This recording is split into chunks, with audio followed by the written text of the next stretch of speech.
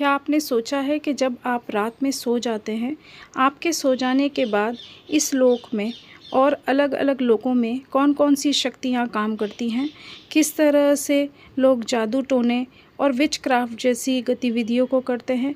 किस प्रकार की गलत चीज़ें और शैतानी अटैक इस संसार में होते हैं? शायद हम इन सब चीज़ों को देख नहीं सकते, लेकिन ये ज़रूर होते हैं। जब हम इस संसार में इतनी सारी चीज़ों के साथ घिरे हुए हैं, तो हमें ज़रूर चाहिए कि हम अपने आप को और अपने परिवारजनों को, अपने अज़ीज़ों को हम प्रार्थना में सुरक्षित करके और प्रार्थना की कवरिंग के द्वारा हम उनकी सुरक्षा को सुनिश्चित करें।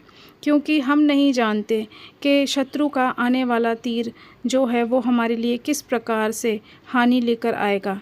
इसलिए प्रिय भाई और बहनों, जब आप रात को सोने जाएं, तो एक बार आप सोने से पहले अपने लिए और अपने प्रियजनों के लिए प्रार्थना करें। क्योंकि इस संसार में देखी और अनदेखी ताकतें काम करती हैं, जिन ताकतों के द्वारा हमारे जीवन में बहुत सी समस्याएं और परेशानियां खड़ी होती हैं।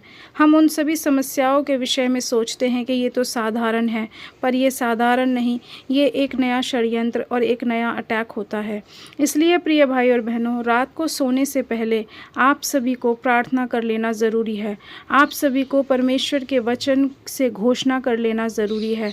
तो इस वीडियो में मैं आपके साथ शेयर करने वाली हूँ कि किस तरह से रात को सोने से पहले आप अपने परिवार को उस सुरक्षा के चक्र के अंदर रखें, जिसमें कि आप और आपका परिवार सुरक्षित रहे और हर प्रकार के बुरे नियंत्रण, बुरे अटैक्स के साथ वो बचा रहे।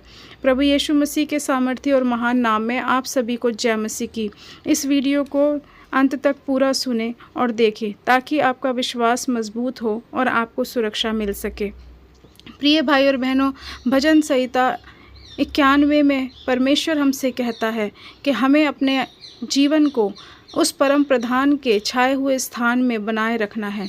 तो प्रिय भाई और बहनों, इस वचन की घोषणा मेरे पीछे पीछे ज़ोर ज़ोर से करें और इसको दोहराएं और अपने बिस्तर पर लेटकर या बैठकर इसे बोलें। जो परम प्रधान के छाए हुए स्थान में बैठा रहे, वह सर्वशक्तिमान की छाया में ठिकाना पाएगा। मैं यहोवा के विषय कहूँगा, वह मेरा शरण स्थान और गढ़ है। वह मेरा परमेश्वर है, मैं उस पर भरोसा रखूँगा। वह मुझे बहेलिए के जाल से और महामारी से बचाएगा। वह मुझे अपने पंखों की आड़ में ले लेगा और मैं उसके पैरों के नीचे शरण पाऊँगा। उसकी सच्चाई मेरे लिए ढाल और झीलम ठहरेगी। मैं ना तो रात के भय से डरूंगा और ना उस तीर से जो दिन में उड़ता है, ना उस मरी से जो अंधेरे में फैलती है, और ना उस महारोग से जो दिन दोपहरी में उजाड़ता है। मेरे निकट 1000, मेरे दाहिनी ओर 10,000 गिरेंगे, परंतु वह मेरे पास ना आएगा। परंतु तू अपनी आँखों से दृष्टि करेगा और दुष्ट के अंत को देखेगा। हे यहोवा, तू मेरा शरण स्थान ठहरा है।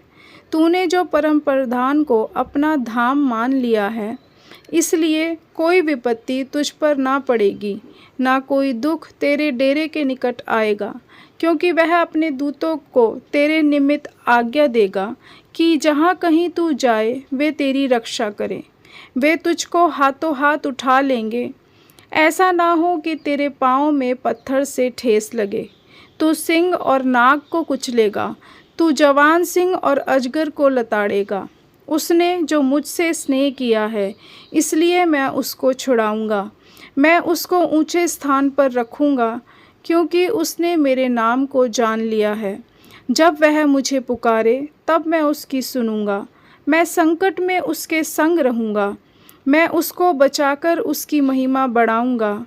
मैं उसको दीर्घ आयु से तृप्त करूंगा और अपने किए हुए उद्धार का दर्शन दिखाऊंगा। हालेलुया, आमीन, आमीन।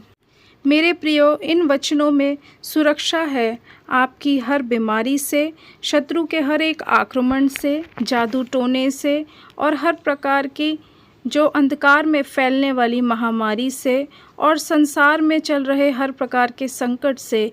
इन वचनों में सुरक्षा है।